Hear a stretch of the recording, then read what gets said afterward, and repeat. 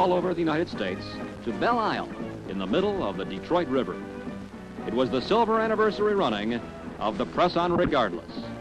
There were previous winners present like Scott Harvey and other familiar names like Tom Samita and John Buffum. But this year's rally had new faces too. The ones drawing the most attention were those of the Polski Fiat team. It was a three-car entry with the full support of their government, and it was the first time a team from a socialist country had rallied in the United States. They seemed seriously interested in winning. The city of Detroit welcomed them warmly.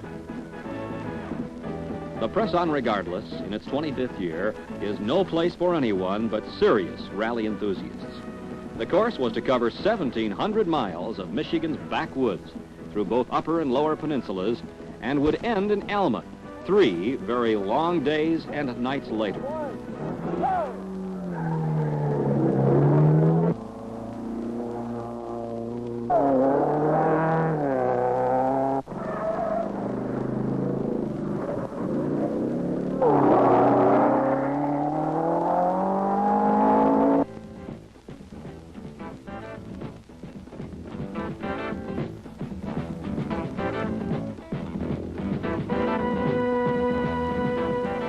The 2 Jeeps were heavy favorites after their impressive win the year before. But no one would have guessed that by nightfall, both cars would be out with engine failure. The Polish team was a bit of a curiosity to many, but they added the international flavor the rally deserved as part of the World Rally Championship. Scott Harvey, with perennial teammate Ralph Beckman, could be assured of having every intention of winning.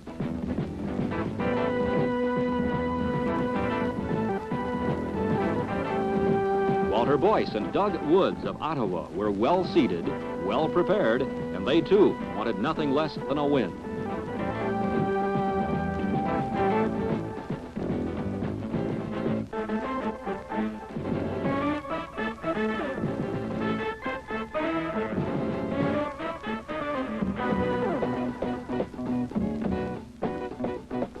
The stage on Belle Isle is called Manabizi, an Indian name for the island. This is the only World Championship rally that has a special stage within the limits of a city the size of Detroit.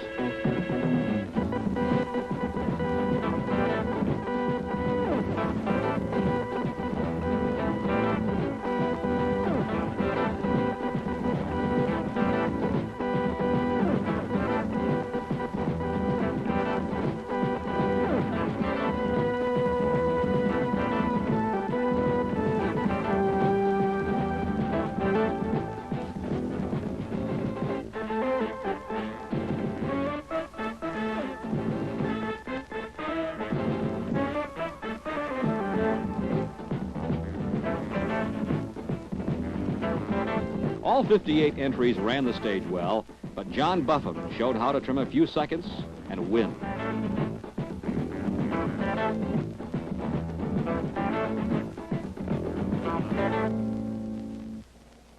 "90 miles by highway brought the rally to Lansing and onto a stage that was once a motorcycle scramble course.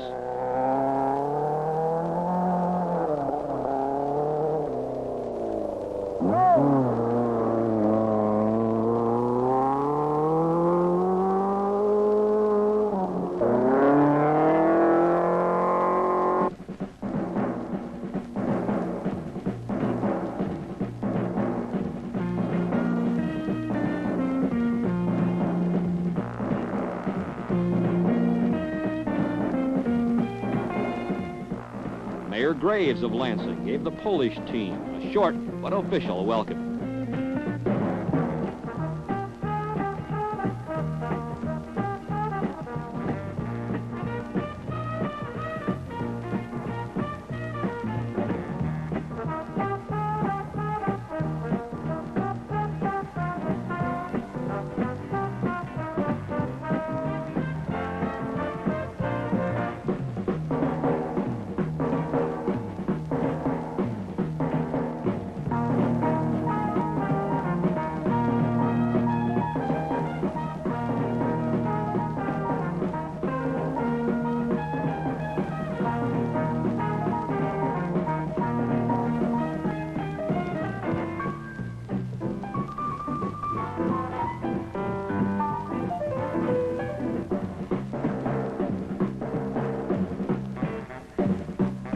From here, the rally headed north, 40 miles to the city of Alma. There was a closed park there, as well as an opportunity for a little service repair. The crews took advantage of every spare moment, knowing what little time they'd have later on.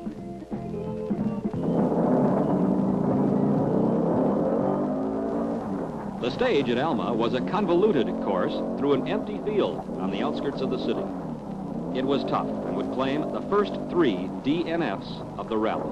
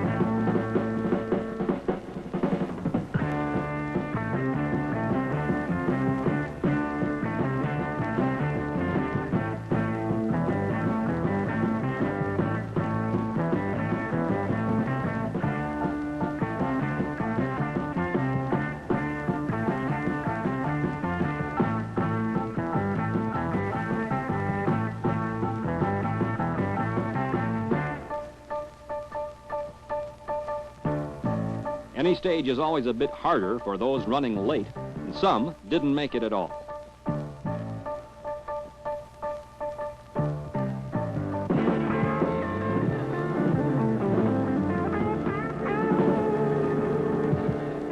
"286 miles into the rally, Boyce and Woods have already moved up into first place. 1, 4, 3, 2, 1, go!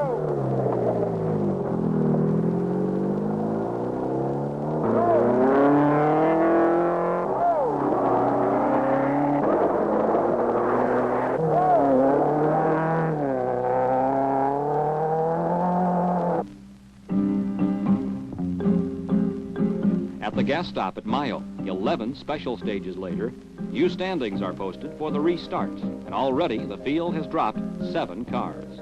5 more cars would be out on the next stage alone. The new leaders at Mayo were Walter Boyce and Doug Woods, Bob Hourahan, and Scott Harvey.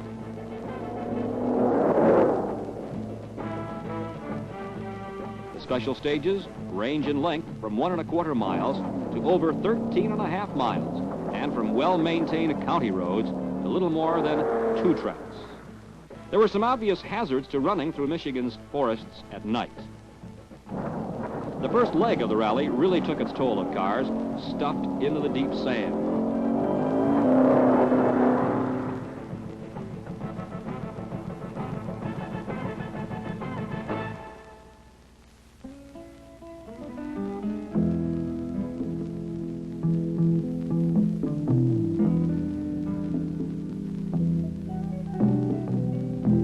At any hour, the Mackinac Bridge is an impressive sight. But for the rally, it meant they'd made the best of the first night. The co-drivers motored across and into the Upper Peninsula. Ahead of them was St. Ignace. Behind them were 628 miles, 26 special stages, and 17 cars.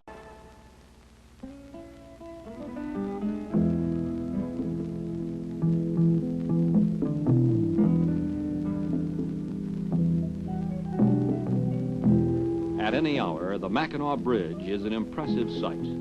But for the rally, it meant they'd made the best of the first night. The co-drivers motored across and into the Upper Peninsula. Ahead of them was St. Ignace. Behind them were 628 miles, 26 special stages, and 17 cars that wouldn't make it to the closed park.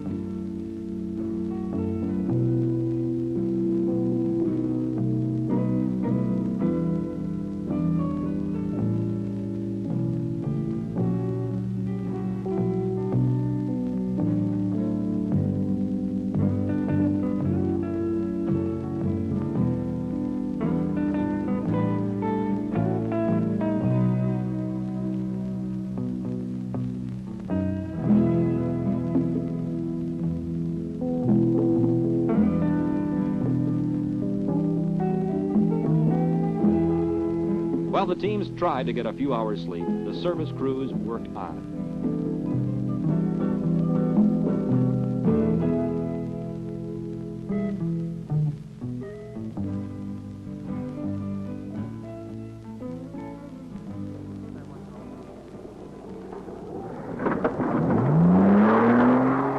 Once more, the cars took to the road, and it was BGDR. 9.5 miles of deep, sandy ruts.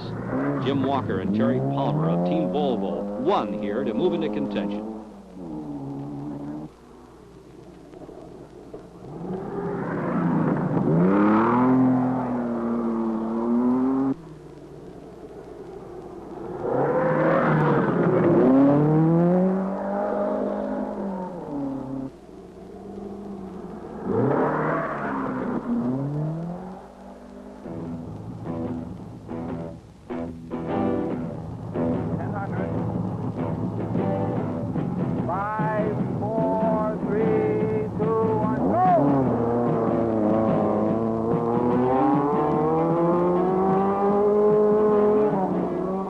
In his Dart Performance Subaru was followed closely at this point by teammates Wayne Forbush and Lou Fine.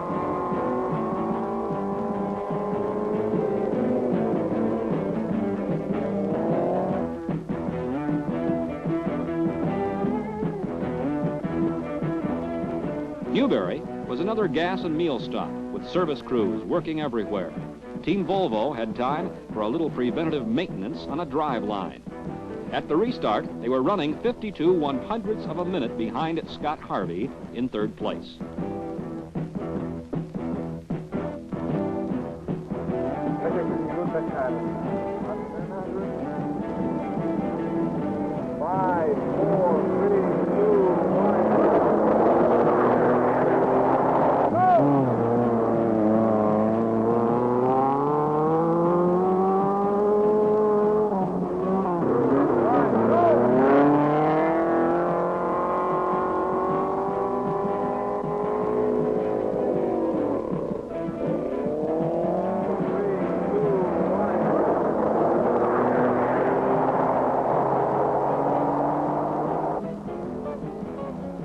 Germfast truck trail, the end control of an 11.5-mile stage.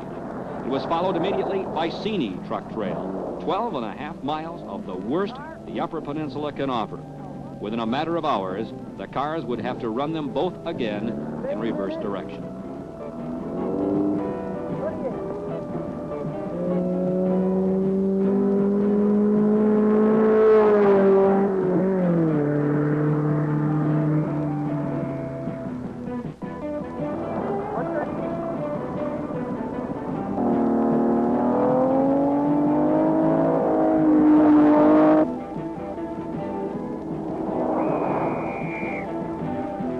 In a restaurant parking lot in Manistee, the Polish team caught up on repairs, while inside the restaurant, navigator Doug Woods went over his pace notes with Walter Boyce.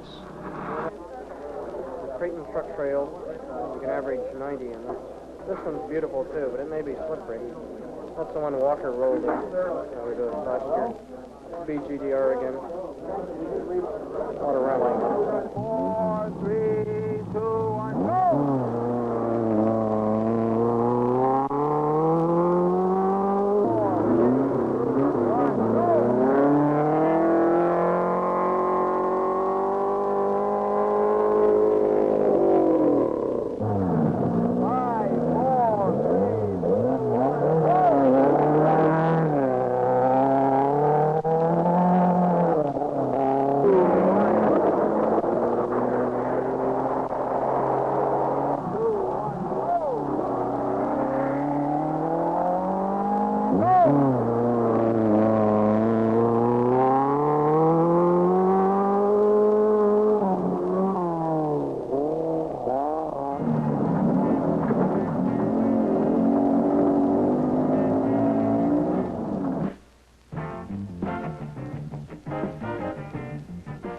At every available access point to the rally, the service teams set up and waited for their cars to emerge from the woods. Many are prepared for a lot of work, as the Upper Peninsula has treacherous roads in any way.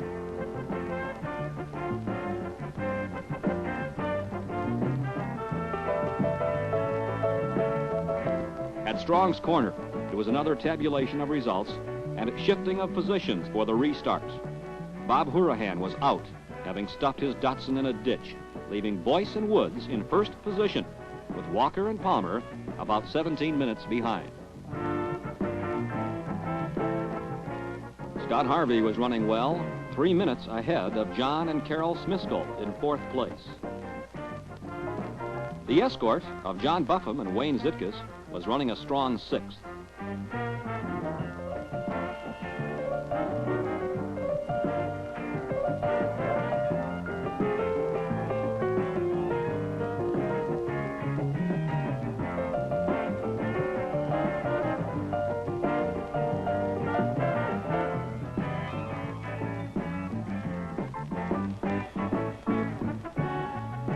Boyce and Woods won their 13th stage of the night and their 33rd overall.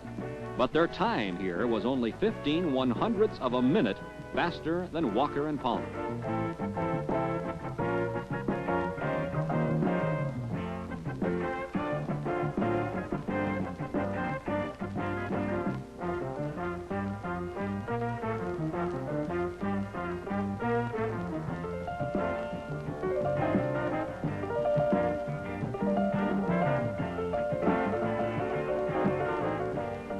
From there, it was back to St. Ignace and the Castle Rock spectator stage.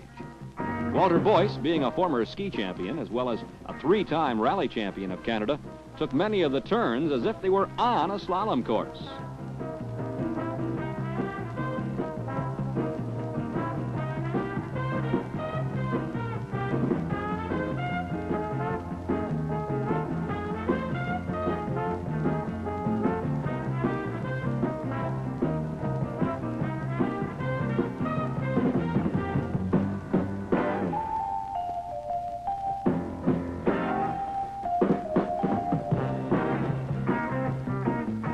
This stage was run earlier to begin the second night and would be run a third time at the start of the last night.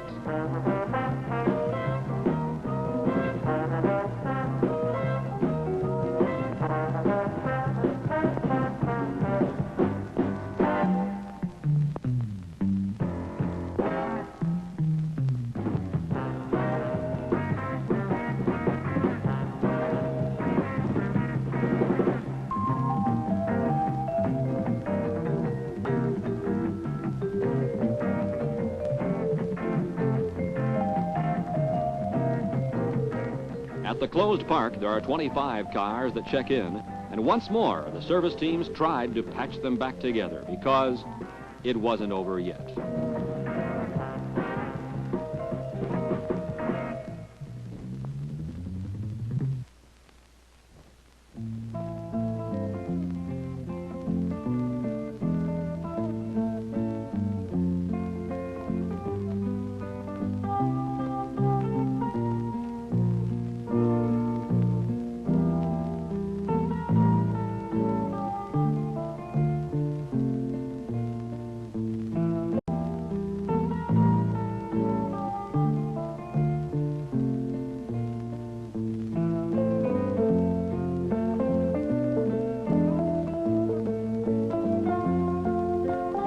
The cars retraced their earlier route until they reached the vicinity of Grayling.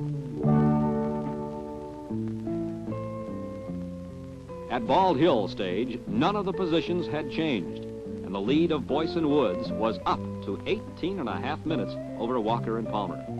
Clearly, the only way Team Volvo could win would be if the Toyota broke and couldn't finish.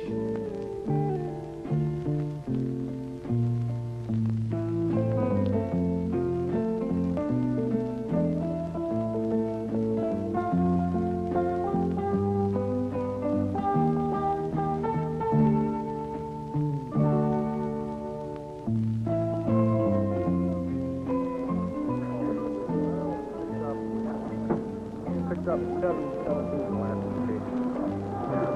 One of them, we didn't have any notes. The notes were screwed up, but it's faster without notes. But it's flat. It's kind of flat. Oh, yeah. From here on out, there's several very rough brush gauges and a lot of mud. But there are a few that are straight and fast. Coming up was Harvey's Tree, a stage named for Scott Harvey. This car never got to that particular tree.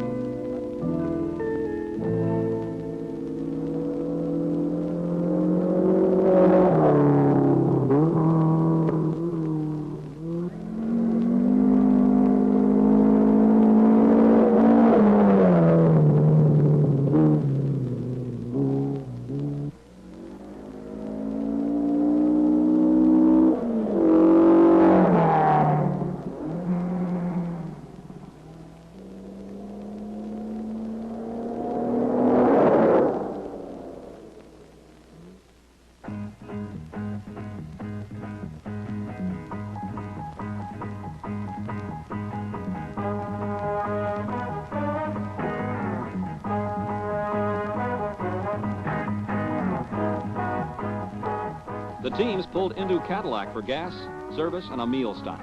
There was now only 265 miles left to the rally and little or no change in positions at the restart.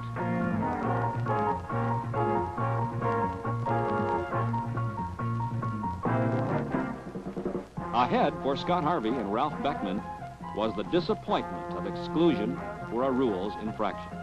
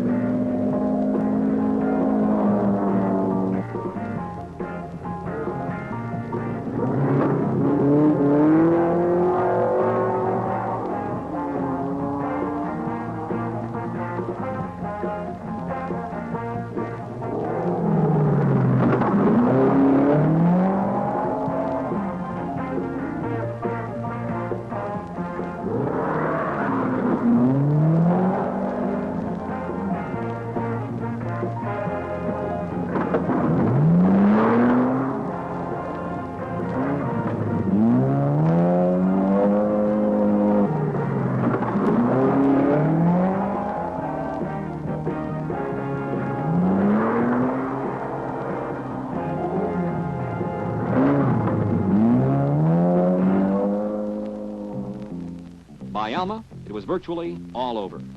The service crews packed up their spare parts, and the spectators gathered for the last and final stage.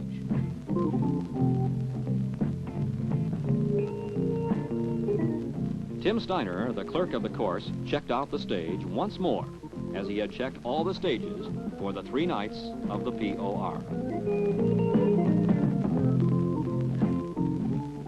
The final standings had been calculated, and it was decided the cars would run in reverse order. Only 23 of 5th had made it to the finish. The Polski Fiats came on strong the last night after motoring through many of the early stages.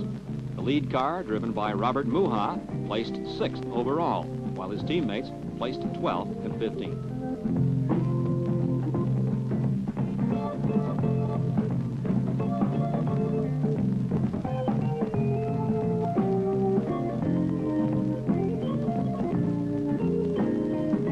John Buffum, his right-handed drive Escort, finished his 2nd POR after some past DNS. Chicago husband and wife team John and Carol Smiskell had the unusual distinction of starting and ending in 3rd position and 1st in Class D. Jim Walker and Terry Palmer stayed in 2nd place throughout all of the 3rd and much of the 2nd night, but they couldn't close the final 24-minute gap with the Toyota Corolla.